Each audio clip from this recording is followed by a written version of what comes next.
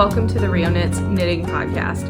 My name is Rhiannon. I am a knitter living in Milwaukee, Wisconsin with my wife and cat.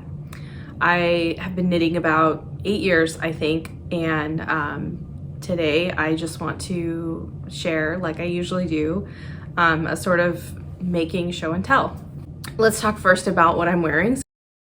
So I'm wearing my Rook sweater. I knit this last year.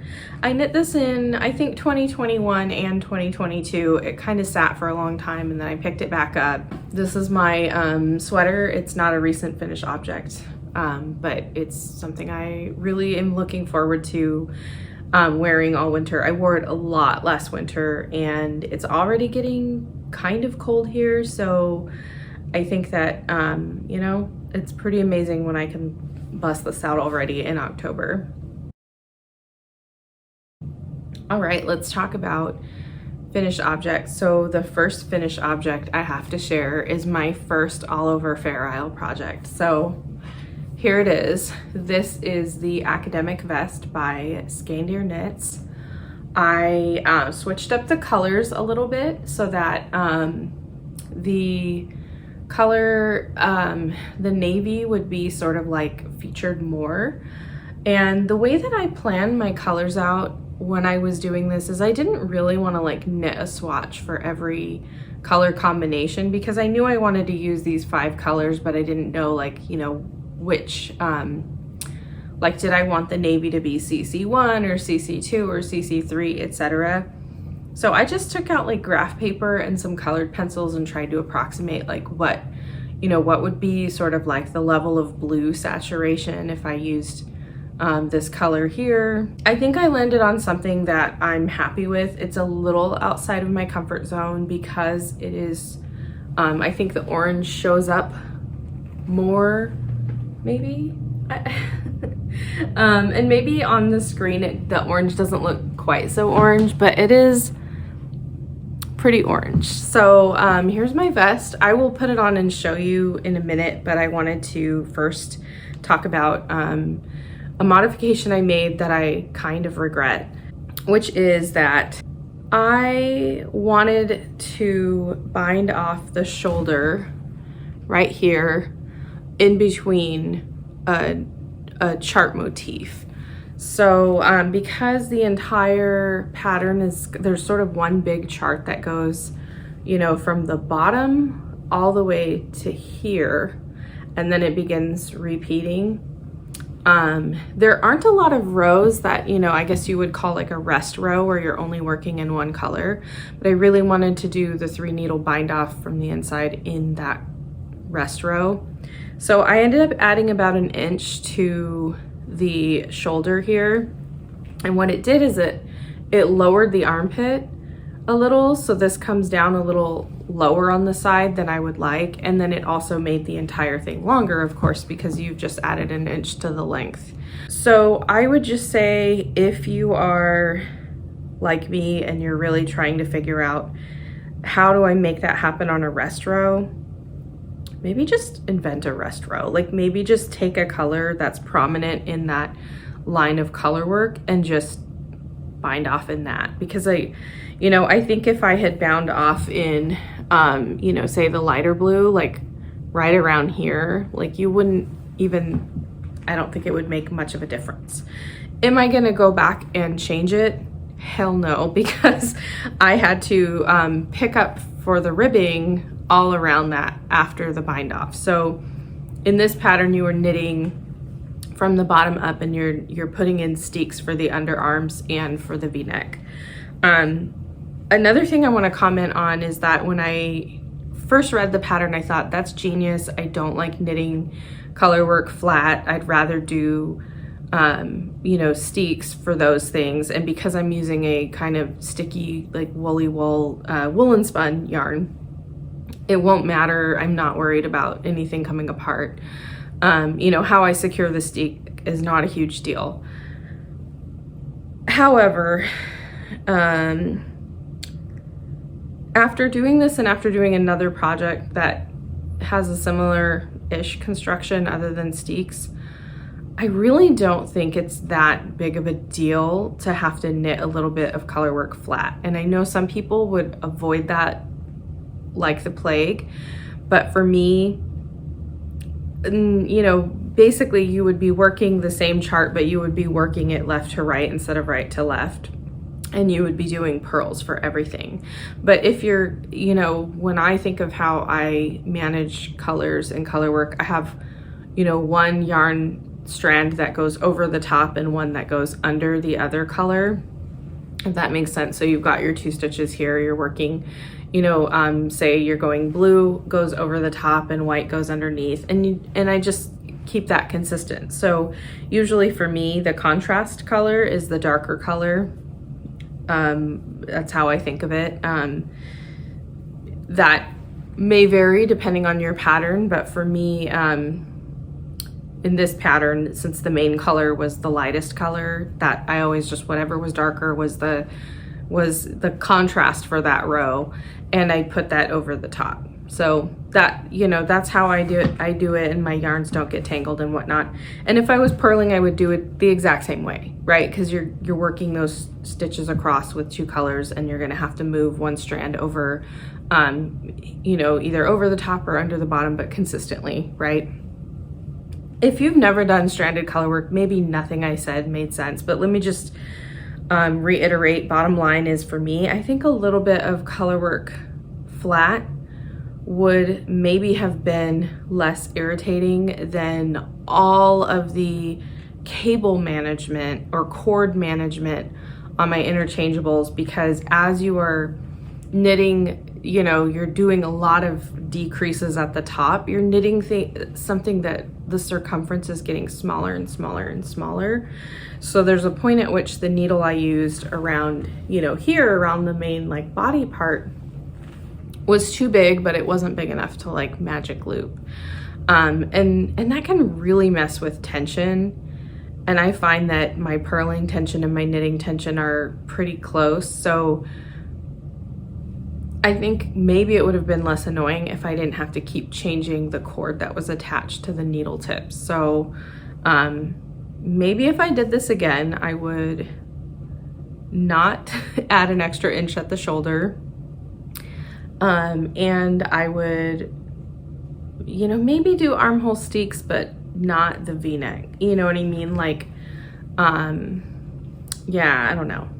All right, so let me show you the inside of it real quick before I try it on, just so you can see how the floats look. So when you do an all over Fair Isle project, you're very often using like a fingering weight yarn at heaviest, maybe a sport weight, but you're creating a double thick fabric because you have all of these floats. So basically when you carry the fabrics over, you're just creating a double layer of fabric. You can see that I used a contrasting color for my steek stabilization. I didn't really do anything with the ends beyond that. I think, you know, again, it's a woolly wool. It's not going anywhere. And on the side here where I had, this was the beginning of the round, I had just like a crazy amount of ends to weave in. I don't like weaving in as I go unless it's, I don't know, I feel like for me having to do that like you know, hundreds of times, more than a dozen times in a single project, really, it's so much work. I might as well weave them in at the end. You do you, right? But I just did a nice big long French braid down the side. And basically I think these ends are gonna, you know, they're gonna felt slightly and it's gonna be fine. I'm not worried about this coming loose. So yeah, that's how I manage that. And it doesn't really add bulk. I didn't do my sweater vest with, you know, like negative ease, so it's not really adding bulk that's visible. Okay, I'll put it on and then you can see what it looks like when I wear it. Okay, so here it is on. This is pretty much how I would always wear it, is with like a button-up shirt underneath. I might not button it that much, but as you can see, yeah, it did, there is about an inch of depth here that I could really do without. Again, that is 100% my fault. It is not the pattern. The length of it is okay. I think it works for jeans. Again, you know, if I had done exactly what the pattern said, we'd be looking at a length more like that, and I think that would look really good. I do think I could even make it shorter and crop it if I do it again, so that it works sort of, you know, if I had like a skirt under it or something, because I don't really like having, you know, when I have a skirt, especially if it's got some volume, having the sweater push down on that. But yeah, here it is. I will just turn all the way around. Okay, there it is. It's a sweater vest.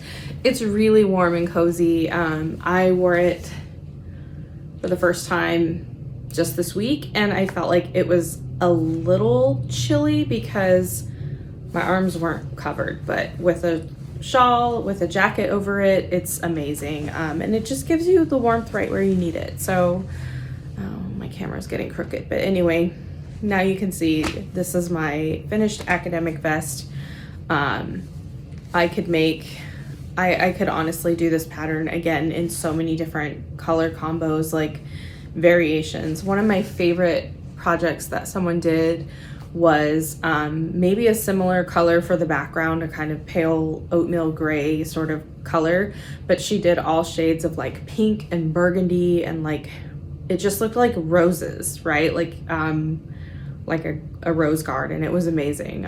So that was the academic vest. My second finished object, I will call this a nearly finished object, but basically it's a finished object. I need to put buttons on it, and that is it. Is the Hobbiton vest by Fabel Knitwear. So in my most recent episode, I shared the yarn that I was going to use for this, and I'm really glad that I recorded what that yarn looks like in the skein, because this project went so fast I would not be able to show you it now. So here it is. As you can see, it's a very cropped sweater vest, and it has this faux button band up the center. Let me see if I can get this close enough to really show you the details. So you're knitting this one from the bottom up. You have kind of a long ribbing, and then you're doing seed stitch, and then you're doing shaping. So this is where I was like, okay, you know, not having a steek, not a big deal. But once you're done with that, you are picking up and doing a little ribbing around the armholes, and then this faux button band. I stitched the faux button band down, and now all I have to do is put some buttons on it. I have some vintage buttons that I want to use, but I don't know about like the quantities I have and what's gonna look right, so I might need to go button shopping. I just need to you know, really look at those. So to recap what yarn I used, the mohair is the Silken Mohair by Ewetopia, and that's spelled E-W-E-Topia. And it was this really pretty color called Earth that had sort of a forest green with like bronze and gold tones in it. Some of the green leaned a little bit blue. Let's see if I have... I think I have like small quantities of the yarns left and some of the ball band. So here is the silk mohair. You can tell it's got a lot of, you know, variation from light to dark, and it's got some gold in there, so that came out, you know, highly variegated from the skein. And here is the ball band. Basically, what do you need to know? The colorway is Earth. It's from Lafarge, Wisconsin. These are metal-free acid dyes. I don't really know what that means, but I'll be looking into that.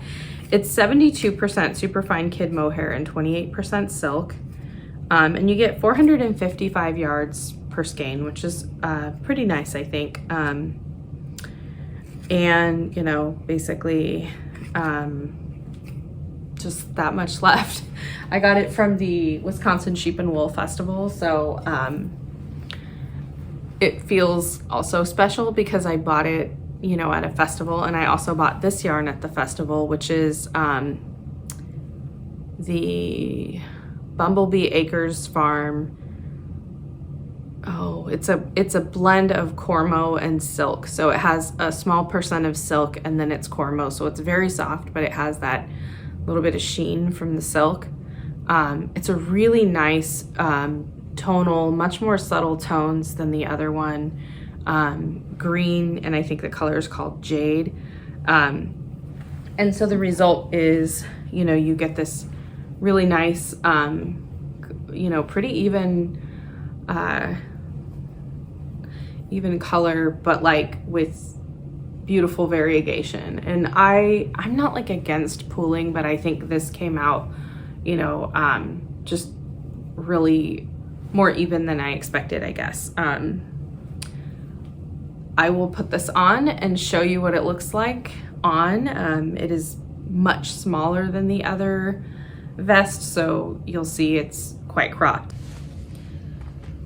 Here it is on. You can see already it is very short. It's a very cropped. It sits in the sort of like natural waist where, you know, if I bend, it's my bending waist.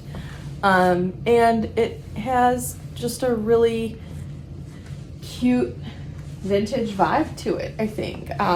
It does kind of look velvety because of the silk content, and the mohair just gives it that soft like velvet feeling.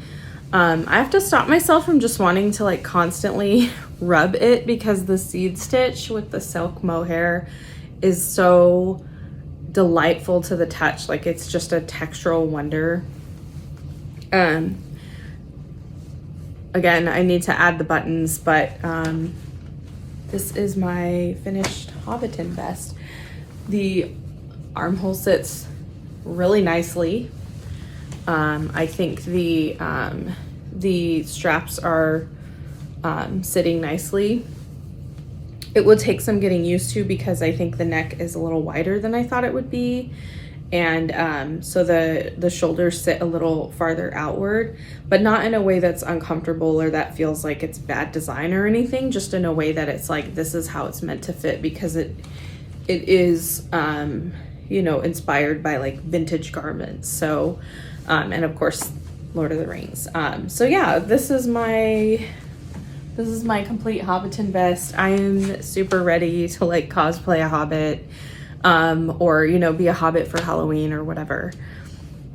It's just really, it's lovely and nice, and I think I'm gonna really enjoy wearing it too with like dresses.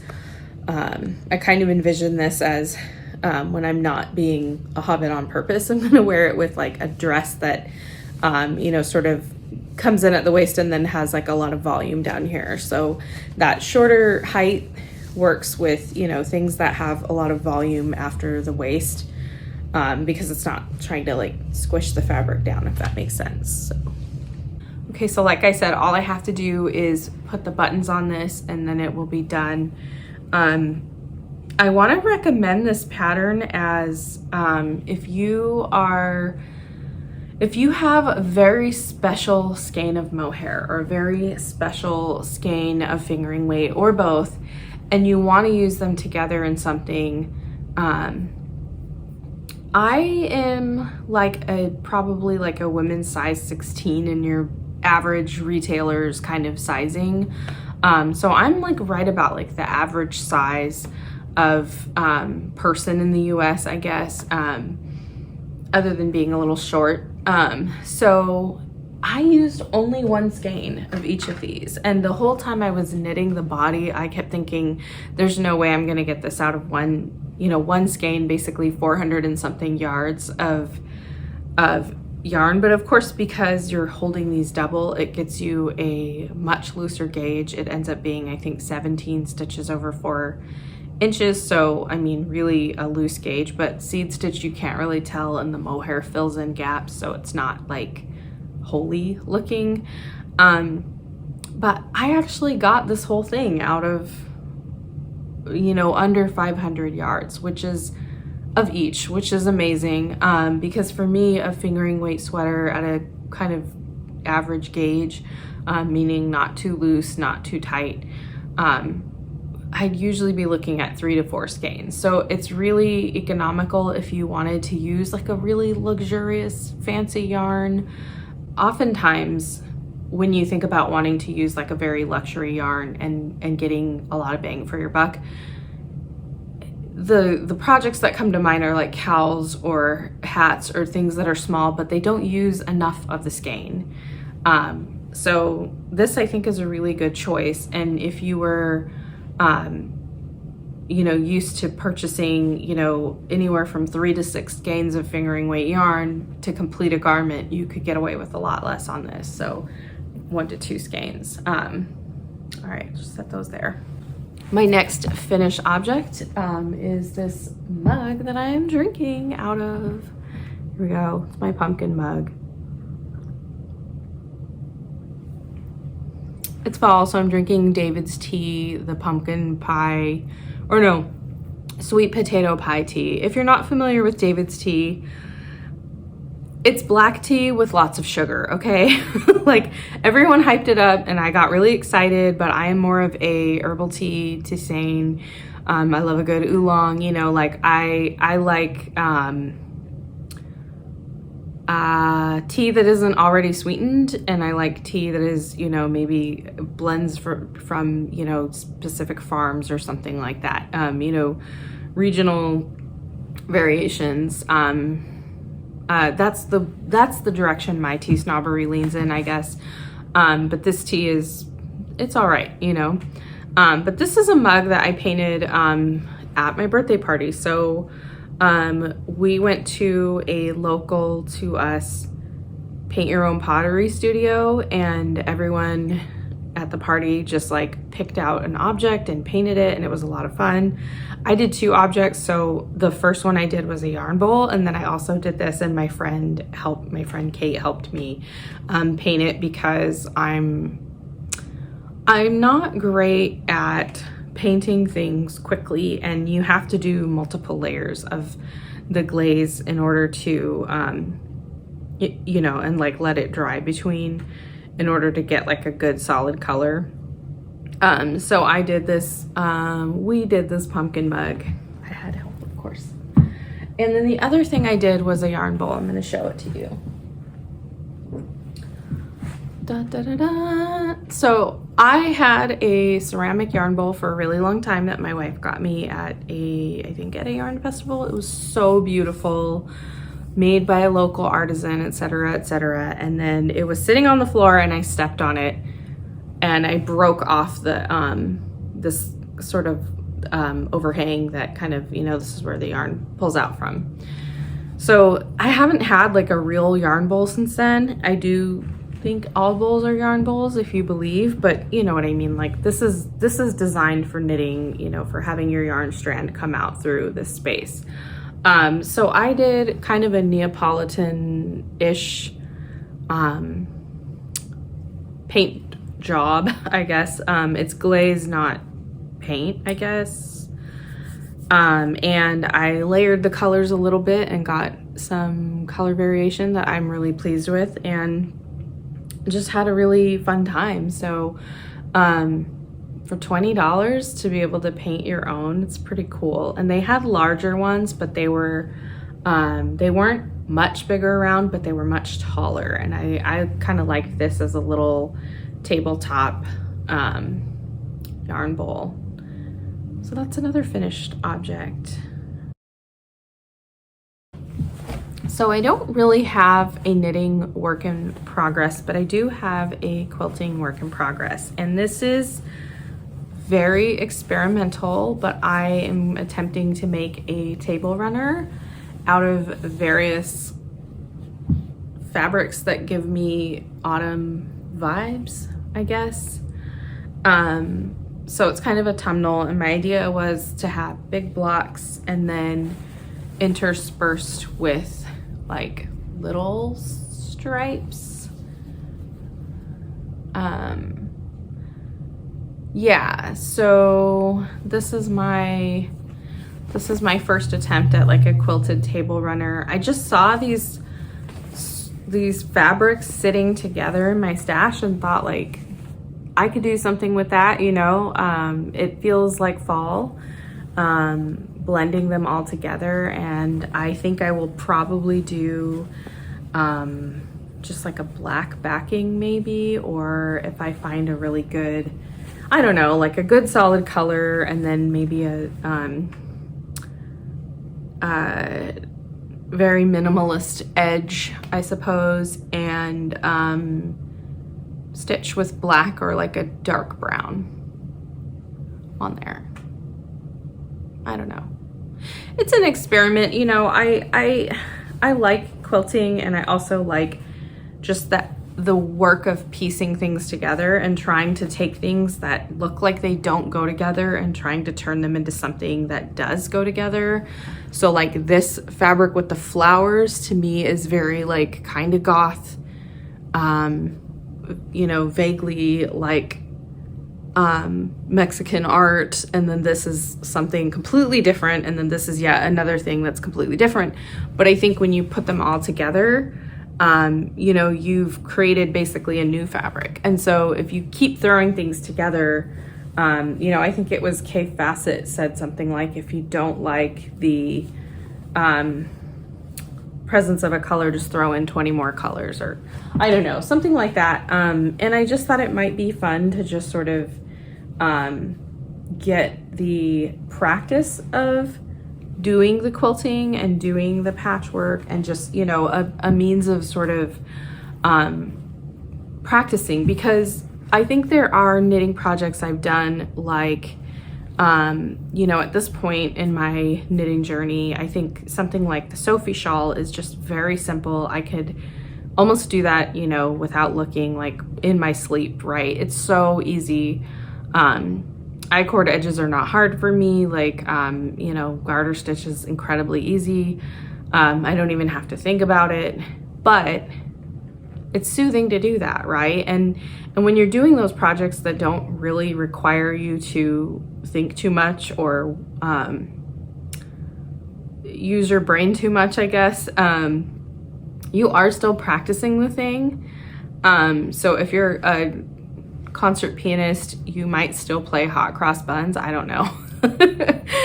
Just to have that, like, you know, you're practicing the muscle memory and that sort of thing. So if this ends up being like the world's ugliest table runner, I don't care. I can basically cut it up and turn it into something else, like blankets for the cats at my local shelter, right? Like, it does not have to be a thing that I love and cherish forever. And I think that's part of the pleasure of making it, you know, that it can just be like a really simple basic thing that I make, and, you know, if I end up using it and liking it and enjoying it, then great, and if not, then oh well. Because like, these are not the colors that I have in my home. I have a lot of green and blue and gray and like metal colors, like brass and chrome and things, you know. So like, I don't know. It is just what it is.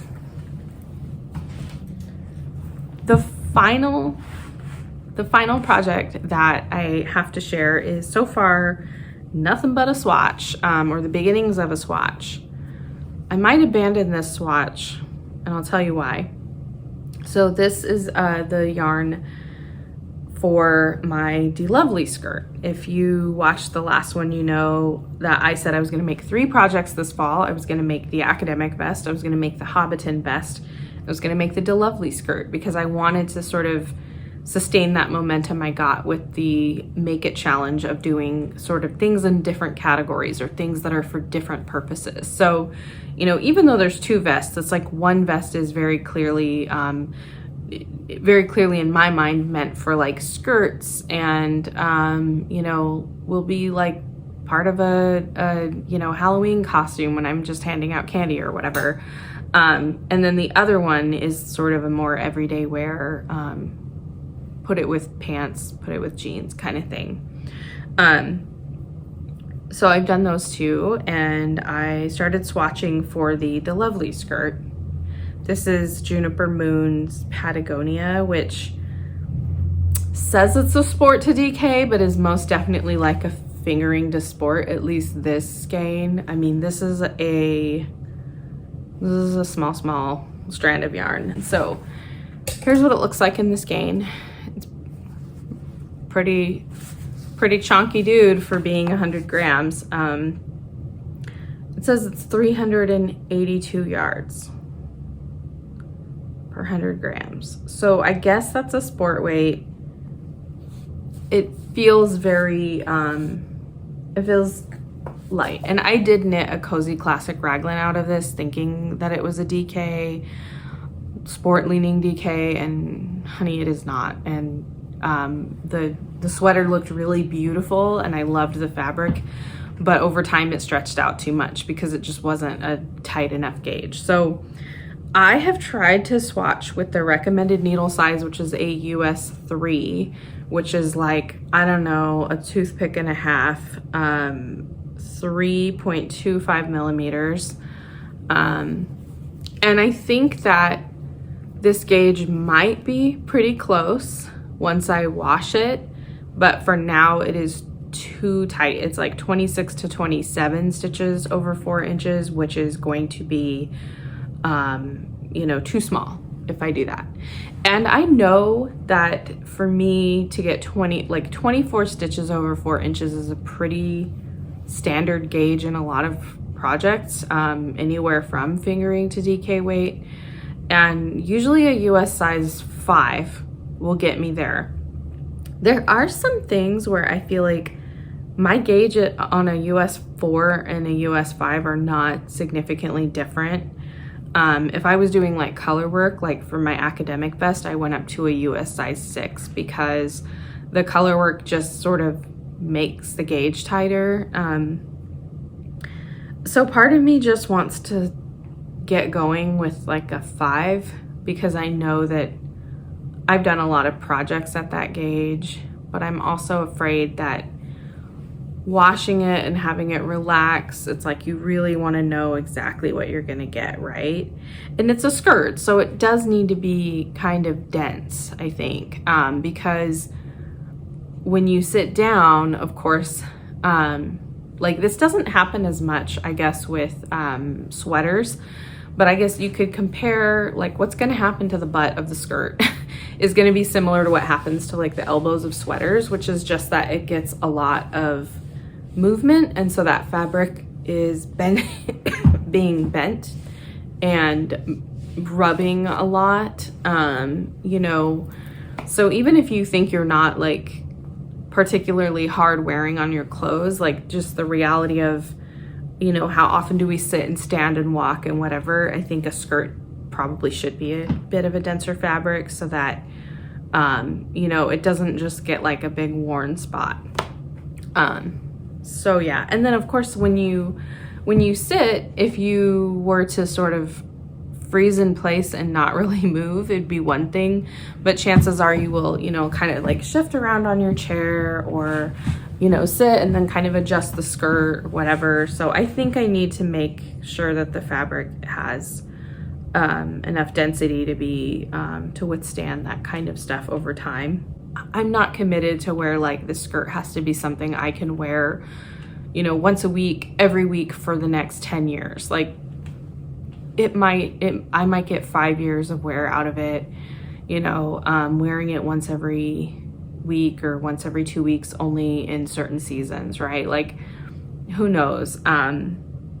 Things don't always last the amount of time you want them to, and I guess that's just like part of life, but you know, I want to get the best I can out of it. So here's my very and you can see daylight through there, so it's not like impossibly thick. It's certainly not, but it does feel like it's like 27 stitches. But anyway, I will be good and finish the swatch, and wash it and block it. I do question whether swatching in the round like this gives you an accurate sense of your gauge, because when you're swatching in the round, it's not natural, right? Like there's nothing, you would never be knitting a garment where you strand it all the way across the back. So you're already introducing an element of, this is not what it's going to be like, this is not how I will do it, and therefore my results may vary slightly.